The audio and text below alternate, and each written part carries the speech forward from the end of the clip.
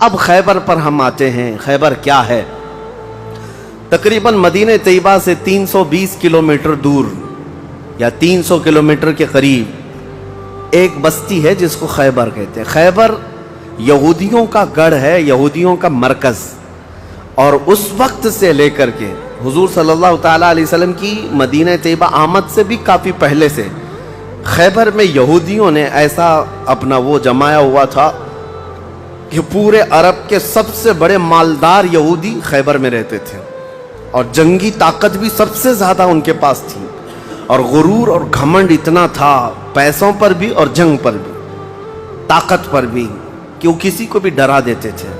اور جب سے نبی پاک صلی اللہ علیہ وسلم مدینہ طیبہ آئے، ان کی دشمنی اتنی بڑھ گئی تھی کہ آپ کو معلوم ہونا چاہیے کہ جو جنگ خندق ہوئی تھی اس کا واقعہ بھی میں نے تفصیل سے بتا دیا۔ مدینہ طیبہ جنگ خندق جس وجہ سے ہوئی اس کا سبب یہودی تھے۔ یہودیوں نے مکہ کے کافروں کو، مشرکوں کو، نجد کے کافروں کو، سب کو جمع کیا تھا اور پانی کی طرح پیسہ بہایا تھا جنگ میں۔ 12,000 لوگوں کو رسول اللہ کے خلاف اکٹھا کیا تھا یہودیوں نے۔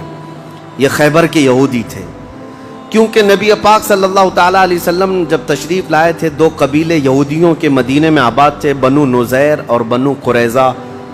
آپ کو میں نے سیرت کے بیان میں یہ بھی بتا دیا تھا، اور یہ دونوں قبیلوں نے حضور صلی اللہ علیہ وسلم کے ساتھ غداری کی تھی، وعدہ خلافی کیا، معاہدہ جو تھا اس کو توڑ دیا۔ اس کی وجہ سے ان یہودیوں کو جو مدینے میں رہتے تھے جلا وطن کر دیا گیا تھا، نکال کر باہر کر دیا گیا۔ تو جتنے مدینے سے نکالے ہوئے یہودی تھے وہ سب خیبر میں جا کر جمع ہو گئے تھے۔ خیبر میں جا کر کے ان لوگوں نے اڈا بنا لیا تھا، اور ڈیلی ان کی صرف اور صرف یہی منصوبہ بندی ہوتی تھی کہ محمد صلی اللہ علیہ وسلم اور ان کے ساتھیوں کو کیسے مارا جائے، کیسے قتل کیا جائے۔ کوئی بھی دور دراز سے اگر چھوٹی سی دشمنی رکھتا تھا رسول اللہ سے، تو یہ یہودی خیبر کے پورا کا پورا مال ان کے پاس بھیجتے اور ان کو کھڑا کرتے کہ تم جاؤ، ہم سپورٹ میں ہیں، ہم سپورٹ کریں گے۔ ساری جنگوں میں مشرکوں کا سپورٹ کرتے تھے۔ اب میں آپ کو بتاؤں، جن کے دلوں میں اتنا زہر بھرا ہوا تھا رسول اللہ صلی اللہ علیہ وسلم کی دشمنی کا، اب ان لوگوں نے دیکھا کہ یہ اب ان کی طاقت بڑھتی جا رہی ہے، اور بادشاہوں کو تک ان لوگوں نے اسلام پیش کر دیا، اور اسلام اب مکہ مدینے کا نہیں رہ گیا، اب تو ایران بھی چلا گیا ہے، مصر بھی چلا گیا ہے، حبشہ بھی چلا گیا ہے، یمن بھی چلا گیا ہے۔ تو ان کے پیٹ کا درد اور بڑھ گیا۔ ان لوگوں نے پھر اب فیصلہ کرنا شروع کیا کہ اب سارے لوگوں کو جمع کرتے ہیں۔ ایک قبیلہ تھا بنو غطفان، یہ مشرکوں کا قبیلہ تھا، اور وہ جنگی طاقت بہت زیادہ رکھتے تھے۔ اس وقت عرب میں وہ نڈر مانے جاتے تھے۔ یہودیوں نے ان کو بلا کر کے جنگ کا پلان کیا کہ مدینے پر اچانک چڑھائی کریں گے اور تہس نہس کر کے رکھ دیں گے، کسی کو خبر بھی نہ ہو، پورے مدینے کی اینٹ سے اینٹ بجا دیں گے۔ انہوں نے پلان کیا راتوں رات، لیکن مخبر صادق رسول اللہ صلی اللہ تعالیٰ علیہ وسلم کا حال یہ ہے، اور کوئی غیب کیا تم سے نہاں ہو بھلا۔ نبی پاک صلی اللہ تعالیٰ علیہ وسلم کو خبر ہوئی کہ یہودیوں نے میٹنگ کی ہے اور راتوں رات مدینے پر چڑھائی کرنے والے۔ دوسرے دن حضور پاک صلی اللہ تعالیٰ علیہ وسلم نے صحابہ کو جمع کیا، تو جتنے صحابہ تھے سب جمع ہو گئے، تقریباً 1600 صحابہ تھے۔ کتنے؟ 1600 صحابہ۔ 1600 صحابہ مدینہ طیبہ سے نکل پڑے حضور کے ساتھ کہ ان یہودیوں کو خیبر سے نکلنے سے پہلے ان کا راستہ ہم روکیں گے کہ مدینے پر کوئی بھی چڑھائی نہ کر سکے۔ جب رسول اللہ صلی اللہ علیہ وسلم صحابہ کو لے کر چل پڑے، چال الٹی پڑ گئی۔ یہودیوں نے یہ سوچا تھا کہ مدینے پر اچانک حملہ ہوگا، کسی کو کانوں کان خبر نہیں ہوگی، لیکن ایسا ہوا کہ 8 دن کے بعد اچانک حضور خیبر پہنچ گئے، ان کو کانوں کان خبر بھی نہیں ہوئی۔ نبی پاک صلی اللہ تعالیٰ علیہ وسلم صحابہ کے ساتھ جب پہنچے، صبح ہو رہی تھی، خیبر کی وادیوں میں حضور داخل ہو رہے تھے، تو یہودی اپنے اپنے کھیتوں میں کام کرنے کے لیے جا رہے تھے۔ جیسے ہی مدینے کی فوج کو دیکھا، ہیبت طاری ہو گئی، الٹے قدم اپنے قلعوں میں واپس بھاگتے رہ گئے اور چیخ مارتے رہ گئے کہ محمد بھی آئے ہیں اور مسلمان بھی آئے ہیں۔ حضور صلی اللہ علیہ وسلم نے ان کی چیخ و پکار کو سنا تو ایک جملہ فرمایا۔ حضور صلی اللہ علیہ وسلم فرماتے ہیں، جن کافروں کی وادی میں ہم اتر پڑے ان کی صبح خراب ہو ہی جاتی ہے، اور یہ خیبر اب برباد ہوگا۔ حضور کے الفاظ تھے، جملہ نکلا، صحابہ کرام اتنی جوش سے نعرہ لگا رہے تھے کہ یہودیوں کے سارے قلعے صحابہ کی آواز سے گونجنے لگ گئے۔ خیبر میں 8 قلعے تھے، 8 مشہور قلعے۔ انہوں نے بہت مشہور اس وقت کی طاقتور یعنی عمارتیں ایسی بنا رکھی تھیں کہ ان کا یقین تھا کہ کوئی ان قلعوں کو توڑ نہیں سکے گا۔ اور حد تو یہ ہے کہ آج 1400 سال گزر گئے، ابھی بھی وہ قلعے موجود ہیں، آج بھی موجود ہیں خیبر میں۔ وہ قلعوں کے باقیات، کھنڈرات ابھی بھی موجود ہیں۔ اب آپ اندازہ کریں کہ 14 صدیاں گزرنے کے بعد اب بھی وہ قلعے ہیں تو اس وقت کتنے محفوظ رہے ہوں گے، کتنے مضبوط رہے ہوں گے۔ ان کو بڑا غرور تھا۔ 8 مشہور قلعے تھے، قلعہ نائم، قلعہ نطات، قلعہ قموس، ان کے نام تھے الگ الگ۔ ہر قلعہ الگ الگ کاموں کے لیے استعمال ہوتا تھا۔ اب نبی پاک صلی اللہ تعالیٰ علیہ وسلم خیبر جب پہنچے، 1600 صحابہ ہیں۔ اب سنیے، ایک قلعہ نائم تھا جس میں سارا ذخیرہ تھا، کھانا پانی اور سب کچھ وہاں پر تھا، اور اس کی ذمہ داری سلام بن مشکم نام کا ایک یہودی، وہ بہت ہی بغض و عداوت میں بھرا ہوا یہودی تھا، اس کے ذمہ تھی۔ اور قلعہ قموس جو سب سے بڑا قلعہ تھا، اس کی ذمہ داری مرحب نام کے یہودی کے پاس تھی۔ اور مرحب وہ شخص ہے جس کے بارے میں مشہور تھا کہ وہ 1000 لوگوں سے تنہا لڑ سکتا ہے۔ 1000 انسانوں کی طاقت تھی جس کے پاس، اس کا نام مرحب تھا۔ پورے خیبر کے یہودی اس سے ڈرتے تھے۔ اور قلعہ قموس جو سب سے بڑا قلعہ تھا وہ اس کے انڈر میں ہوا کرتا، سب ان کی تقسیم تھی۔ اب جب نبی کریم صلی اللہ تعالیٰ علیہ وسلم شروعات فرمائی تو قلعہ نائم جو قریب تھا آبادی سے، اس پر چڑھائی شروع کر دی۔ تو جو صحابہ وہاں گئے تھے قلعہ نائم، تو صحابہ اکرام کو سخت مصیبت اٹھانی پڑی، کیونکہ اتنی سخت گرمی تھی کہ جس کی وجہ سے حلق میں کانٹے پڑ جاتے تھے پیاس کی شدت سے۔ کئی صحابہ اس میں شہید ہوئے۔ آخر کار قلعہ نائم فتح ہو گیا۔ ایک قلعہ فتح ہوا، دوسرا فتح ہوا، تیسرا فتح ہوا، قلعے اس طرح سے فتح ہونے لگ گئے۔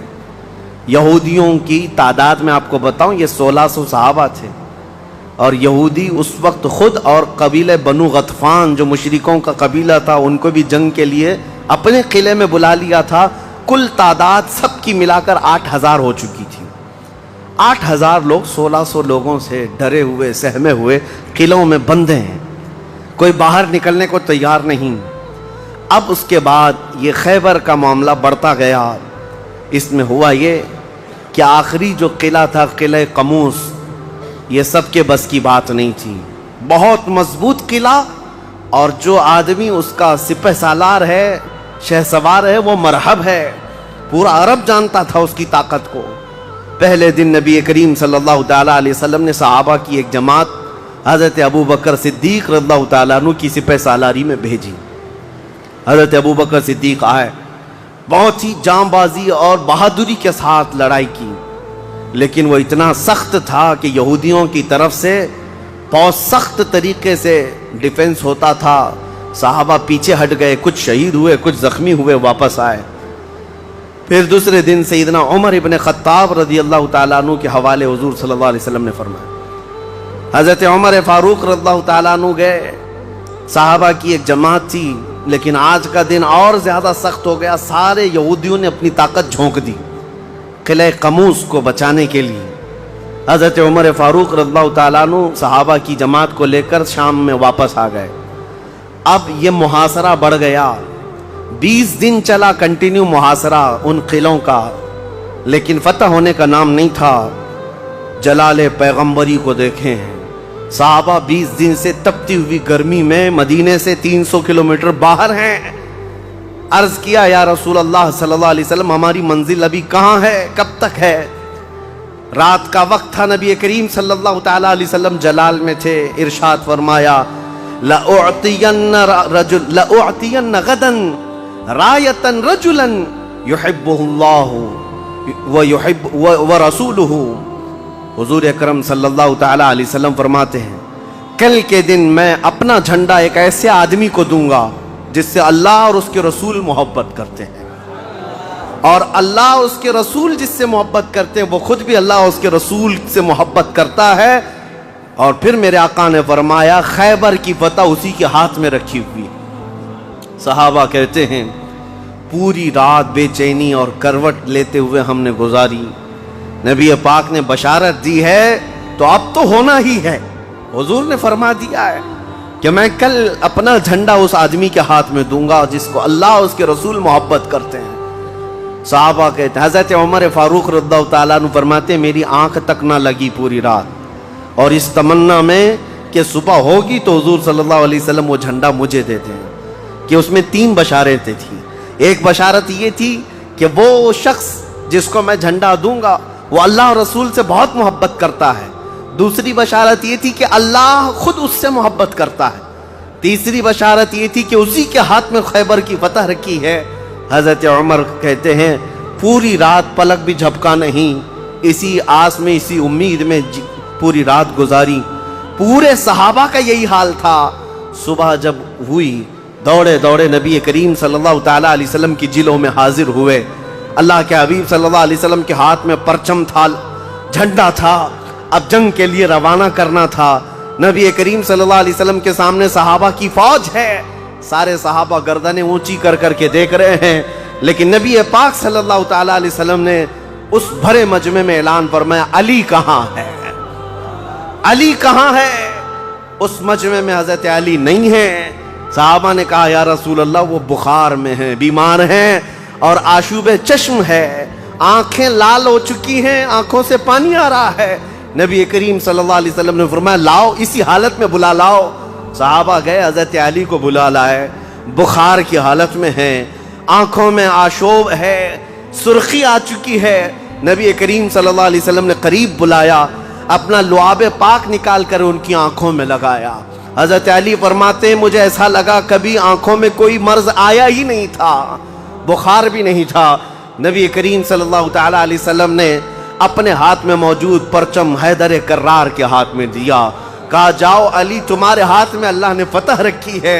हजरत अली करमल्लाहु वजहुल करीम अपने हाथ में परचम लेकर के जब किले कमूस की तरफ बढ़ते हैं, जानते हैं वो तारीख का वो अजीम दिन है, मुहर्रम की गालिबन 9वीं तारीख है।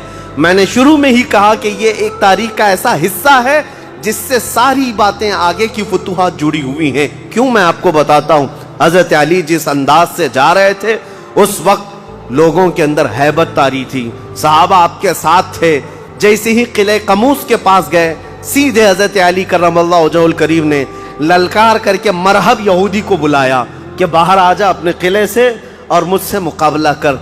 वो हाथी की तरह से डील डोल रखता था और खरामा खरामा सामने आया और ललकार करके कहने लगा, कद अलिमत खैबरु अन्नी मरहबुन शाकिस सिलाही मुजर्रबुन। तुम्हें मालूम है पूरा खैबर मुझे जानता है कि मैं मरहब हूं। शेर पढ़ रहा था, पूरा खैबर जानता है कि मैं मरहब हूं, सर से लेकर पैर तक हमेशा हथियार में रहता हूं और निहायत ही तजुर्बाकार आदमी कि जिसका वार कभी खाली नहीं जाता है। उसके जवाब में मौला अली करमल्लाहु वजहुल करीम फरमाते हैं, अनल्लज़ी सम्मतनी उम्मी हैदरा कलैति गाबातिन करीहिल मंजरा। तुझे पता है मेरी माँ ने ही मेरा नाम हैदर रखा है। हैदर का मतलब होता है शेर।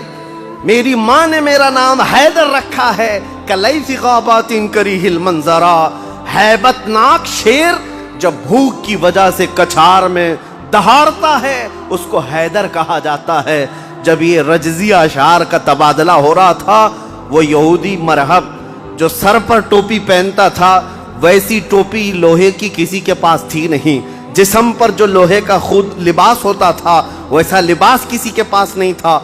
मुकाबले में वो आया और उसने हजरत अली करमल्लाहु वजहुल करीम पर बहुत तेज वार की, लेकिन वार खाली गया। हजरत अली करमल्लाहु वजहुल करीम पर कोई वार नहीं आया। पलट कर जब हैदर कर्रार ने वार मारी तो उसकी खुद को, टोपी को काटता हुआ, यहां तक कि उसके जबड़ों तक حضرت علی کی تلوار آ گئی، اس کے دانتوں کو تک کاٹتی ہوئی آ گئی۔ اس کے بعد دوسرا وار بھی نہیں پڑا تھا کہ مرحب زمین پر ڈھیر ہو کر تڑپنے لگ گیا۔ اتنا ہی نہیں ہے کہ یہ منظر دیکھ کر کے جتنے یہودی تھے سب کے سب ٹوٹ پڑے۔ کس پر؟ حیدر کرار پر۔ اکیلے بطل جلیل ہیں، جس طرف سے آتے تھے صحابہ کہتے ہیں حضرت علی کی تلوار اس دن جو چمک رہی تھی ہمارے جسموں میں ہیبت طاری تھی، کبھی ادھر چمکتی ہے کبھی ادھر چمکتی ہے۔ آپ کو پتا ہے ایک لقب آپ کا کرار ہے۔ کرار کا مطلب کیا ہوتا ہے؟ پلٹ پلٹ کر کے حملہ کرنے والا، اور ایسا حملہ کرنے والا کہ سامنے والے کو سنبھلنے کا موقع بھی نہیں دیتا۔ حضرت علی کی تلوار نے اتنے وار کیے کہ یہودیوں کی صفیں درہم برہم ہو گئی۔ بعض تو لوگوں نے یہ سوچا کہ جان بچانے میں عافیت ہے، جب ہمارا سردار ڈھیر ہو کر تڑپ رہا ہے ہمیں اس سے مقابلے کی کیا تاب ہے۔ بڑھتے گئے حضرت علی، سیدھے قلعہ قموس جو تھا وہاں جا کر کے کھڑے ہو گئے تو یہودیوں میں ایک اعلان ہوا کہ اگر یہ علی بن ابی طالب قلعے کے اندر گھس گیا تو خیبر قیامت تک ہمارے ہاتھ میں نہیں آ سکتا، اپنی طاقت لگا دو۔ سارے یہودی ٹوٹ پڑے، جتنی فوجیں تھی ٹوٹ پڑی۔ جانتے ہیں حضرت علی اپنا ڈیفنس کیسا کر رہے تھے، اپنے بچاؤ کے لیے کیا کر رہے تھے؟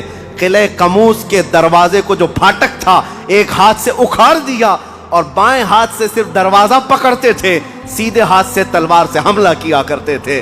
ایک ہاتھ میں دروازہ لے کر کے ڈیفنس کر رہے ہیں، ڈھال بنائے ہوئے ہیں، جہاں سے تیر آئے یا تلوار آئے اس دروازے سے آپ نے اپنے آپ کا ڈیفنس کیا ہے۔ صحابہ کہتے ہیں ہم دیکھتے رہے، وہ دروازے کو ایسے اپنے ہاتھ میں نچا رہے تھے جیسے کوئی چھوٹا کھلونا اپنے ہاتھ میں نچایا جاتا ہے۔ حضرت علی کرم اللہ وجہہ الکریم نے اس قلعے کا پھاٹک توڑ دیا جس کو 20 دنوں سے صحابہ جا کر کے آ رہے تھے، توڑ نہ سکے تھے۔ پھر اس کے بعد جب جنگ ٹھنڈی ہوئی، بعض لوگ یہ کہتے ہیں کہ قلعے کا پھاٹک اٹھا کر کے پھینک دیا، پھینکا نہیں، پوری جنگ بھر حضرت علی اس دروازے کو پکڑ کر کے جنگ کرتے رہے اور قلعے کے اس دروازے کو اپنی ڈھال بنائے رہے۔ جب یہودی سرد پڑ گئے، ٹھنڈے پڑ گئے تو اس قلعے کے دروازے کو آپ نے اٹھا کر پھینک دیا۔ صحابہ کہتے ہیں ہم بعد میں، چونکہ وہ راستے میں پڑا تھا، اٹھانے کے لیے گئے تو 40 صحابہ مل کر کے اس دروازے کو اٹھا نہ پا رہے تھے۔ جو تنہا حیدر کرار اتنی دیر تک اپنے ہاتھ میں لے کر کے لڑتے رہے۔ کون ہے یہ حیدر کرار؟ یہ وہی حیدر کرار ہے جب رسول اللہ صلی اللہ علیہ وسلم نے مکہ مکرمہ میں سب سے پہلے اسلام کی دعوت دی تھی تو مکہ والوں نے انکار کیا تھا۔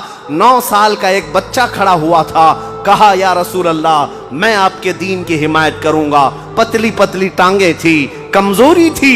رسول اللہ نے اس 9 سال کے بچے کو دیکھا اور سینے سے لگایا اور بارگاہ رب العزت میں عرض کیا کہ مولا اس کی ٹانگوں میں اور اس کی بازوؤں میں تو طاقت عطا فرما۔ وہ 9 سال کا بچہ جب 25 سال کا ہو گیا تو فاتح خیبر بن کر کے نکلا، حیدر کرار بن کر کے نکلا۔ اسی لیے سچ کہا ہے جس نے کہا ہے شاہ مرداں شیر یزداں قوت پروردگار، لا فتح الا علی لا سیف الا ذوالفقار۔ یہ ہے جس کا مطلب یہ ہوتا ہے فارسی میں شاہ مرداں شیر یزداں، نوجوانوں کا اگر کوئی بادشاہ ہے تو وہ حیدر کرار ہے۔ شیر یزداں اگر اللہ کا کوئی شیر ہے تو حیدر کرار ہے۔ قوت پروردگار، اللہ کی طاقت کا مظہر دیکھنا ہے تو وہ علی بن ابی طالب ہے۔ لا فتح الا علی، سچ کہا جس شاعر نے کہا لا فتح الا علی۔ پورے لوگوں میں اگر جوان کوئی کہنے کے لائق ہے تو وہ علی بن ابی طالب کا نام ہے۔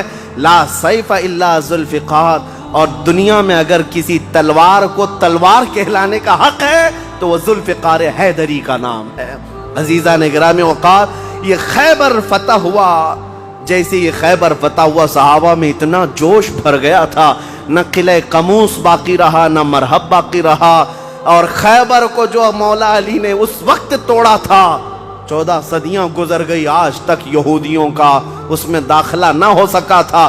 یہودیوں کو پتا تھا ایک بار علی اس میں داخل ہو گیا تو قیامت تک خیبر ہمارے ہاتھ میں نہ آ سکے گا۔